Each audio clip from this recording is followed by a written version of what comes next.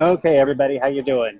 Matthew Postins with Heartland College Sports. We've just wrapped up the semifinal games here at the Big 12 tournament, and as you might expect, we got one of the teams that we expected to get into the championship game here, Kansas. Even though they were a 3 seed coming in, I think a lot of folks expected them to get to the championship game, and that's what they did tonight.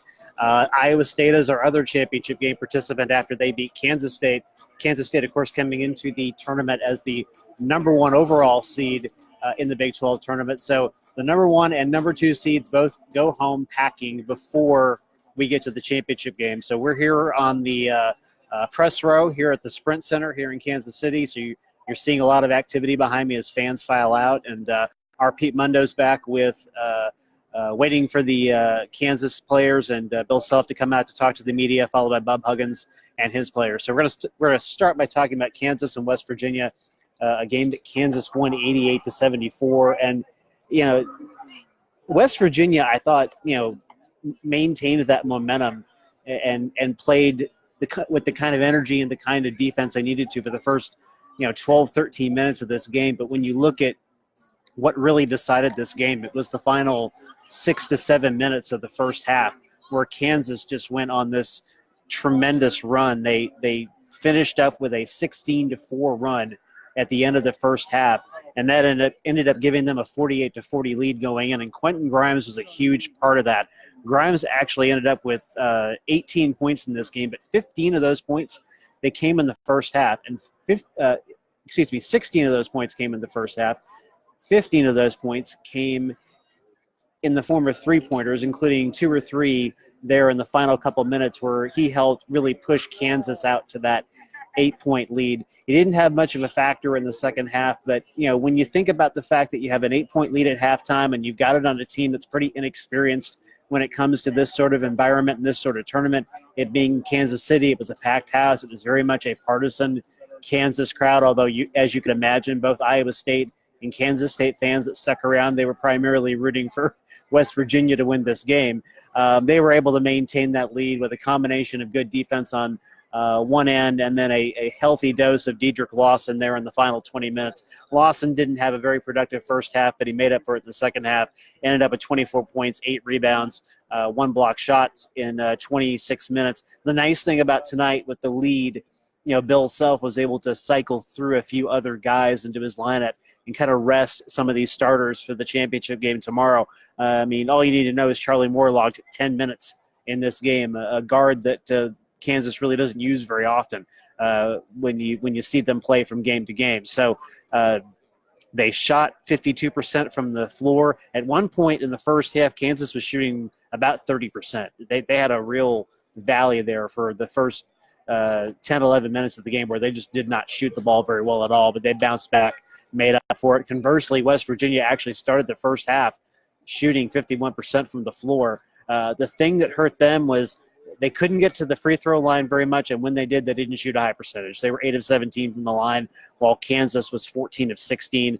They also got out-rebounded by Kansas 43-33.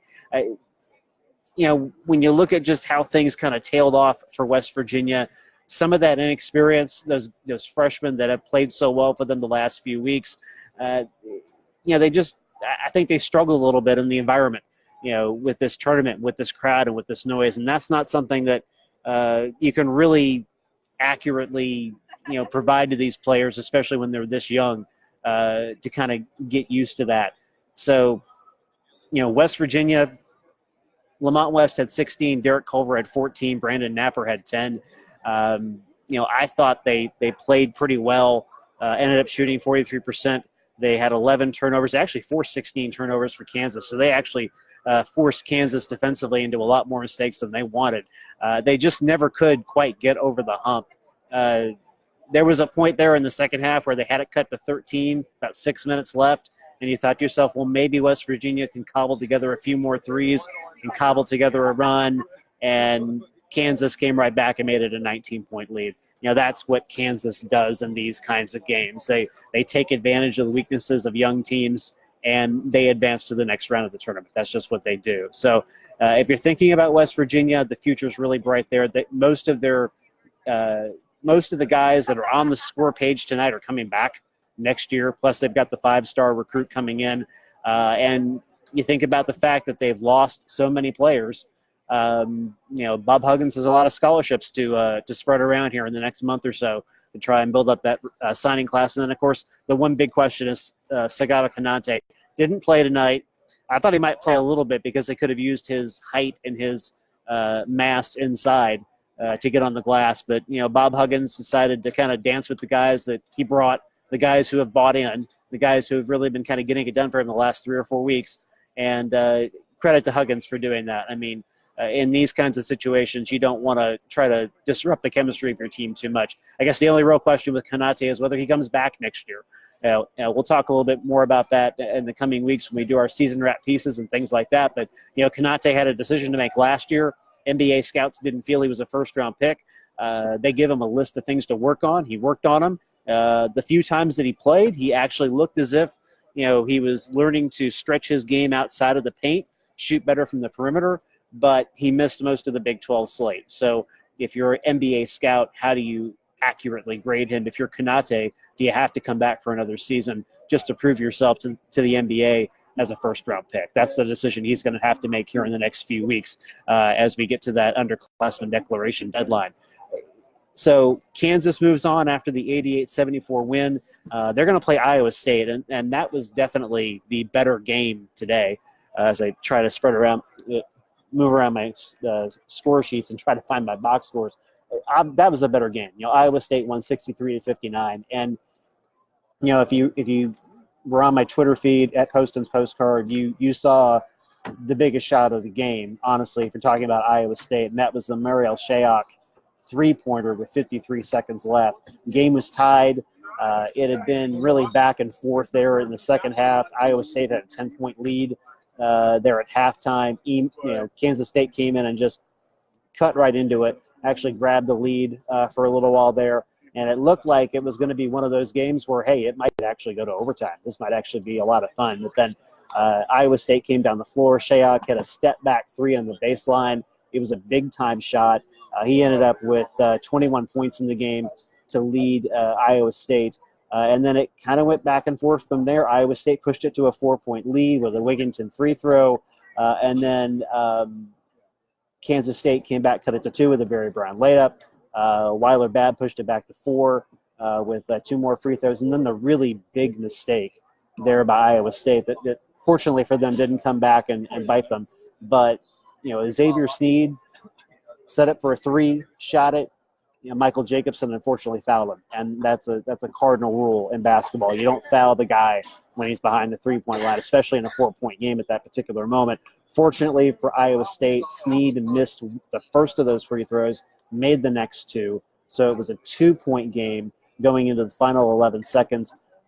Kansas State had no choice but to foul. They fouled Shayok, and then the other clip of video on my Twitter feed is of Shayok icing the game with those 2 free throws with 6 seconds to go. So, Iowa State, I was worried about whether or not they would be able to sustain the shooting that they had against Baylor on Thursday. I think that they managed to do that, even though it looks like only 42% for the game. They were 50% at halftime, and it dropped down to 31%. But the way that they were able to get on the glass and really take advantage of Kansas State. Iowa State's not the best rebounding team in the conference by any stretch, but they won that battle tonight, 43-29, and that's where I think Kansas State really missed Dean Wade, not being able to play in this tournament. Without that height inside, with only Maween inside to really grab rebounds, and he only had 3 tonight, they were really reliant on the guard play. Jara had 7, Sneed had 7. That was really the only choice that Kansas State had. They had to rely on their guards for rebounding, and they weren't able to rebound enough in this game. Nice thing for Kansas State, all 5 of their starters were in double figures. Cartier Jara had 15, Barry Brown had 13, Xavier Sneed had 11, and then Stokes and Maween had 10 each. So they all had really good games offensively. They forced 17 Iowa State turnovers. They about the only thing they really didn't do well, aside from the rebounding, was get to the free throw line. They were only 7 of 9 from the free throw line. Iowa State was 15 of 18.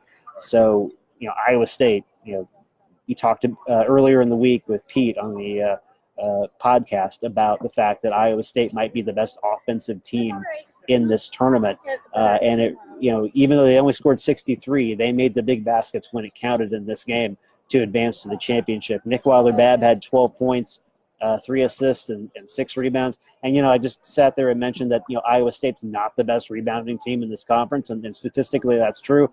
But, Michael Jacobson, even with the foul that really nearly cost Iowa State in this game, he had 16 rebounds in this game. And I actually didn't know that until I looked here at the box score. 8 points, 16 rebounds. He had a huge night on the glass, playing 30 minutes for Iowa State. He gave them everything that they needed inside, to help kind of offset Mauine inside and offset the guard play from a rebounding standpoint. So we got to give our hats off to Michael Jacobson if you're an Iowa State fan tonight. So tomorrow it's Iowa State, it's Kansas, and this should be a fun game. These are two teams who really want to get the ball up and down the floor. Bill Self was talking after the game on Thursday about the fact that he really wants his team to get up and down in transition. He felt that was a pathway to them winning that game against Texas. You saw them tonight scoring 88 points. They want to get up and down the floor. Iowa State wants to do the same thing. They want to play at pace. They want to get up and down the floor. They want transition. So that's going to be a fun game. Both of these teams, they've played games where they've had a lot of turnovers. Kansas had 16 tonight. Iowa State had 17 tonight. So there may be some times where this game looks a little sloppy coming in tomorrow, but it should be a lot of fun. So if you're looking for differentiators, for Kansas, it's their toughness inside with McCormick and Lawson and even Mitch Lightfoot. Let's throw him in there too because he did some quality work tonight for Kansas off the bench. Even though Jacobson had a really good game on the glass, I wouldn't expect him to have 16 rebounds again tomorrow night because there's just more beef inside for Kansas. If you're Iowa State, it's your three-point shooting and it's your ability to get up and down the floor effectively in transition and on the fast break, which obviously plays a little bit into Kansas's hands, but I actually think Iowa State's a little bit better transition team than the Jayhawks are right now. So should be a lot of fun. It's a 6 p.m. Eastern start, 5 if you're in the Central Time Zone. I would expect this to be a packed house. There were a lot of Iowa State fans looking for tickets on the concourse when I went upstairs between games. A lot of them are sticking around. A lot of them are trying to find hotel rooms. Kansas, of course, they probably bought the whole tournament season pass to come to all 3 games, expecting that they were going to be here on Saturday afternoon, and that's exactly what's going to happen. So should be a fun one. You can find my preview for this game on the site tomorrow morning. Pete Mundo's gathering some video and some quotes from both Kansas and West Virginia right now, so you can look for those as well. You can see them on my Twitter feed at Poston's Postcard. You can also go to our Heartland College Sports Twitter feed at Heartland_CS. You'll find the replay of this video on our Facebook page. You'll also find it on my YouTube page, which is under Matthew Postons, and that will also be on our Twitter feed here in a little bit. So if you were able to check in and watch, we appreciate it. We will talk to you tomorrow night here from Kansas City at the Sprint Center. Our last Facebook Live will come to you live after Iowa State and Kansas here in the Big 12 tournament. At stake is the automatic berth in the Big 12 in the NCAA tournament, although to be fair, both Iowa State and Kansas are going to the NCAA tournament anyway. So I'm Matthew Postons for Heartland College Sports. Thanks for tuning in. We appreciate it, and we'll talk to you tomorrow.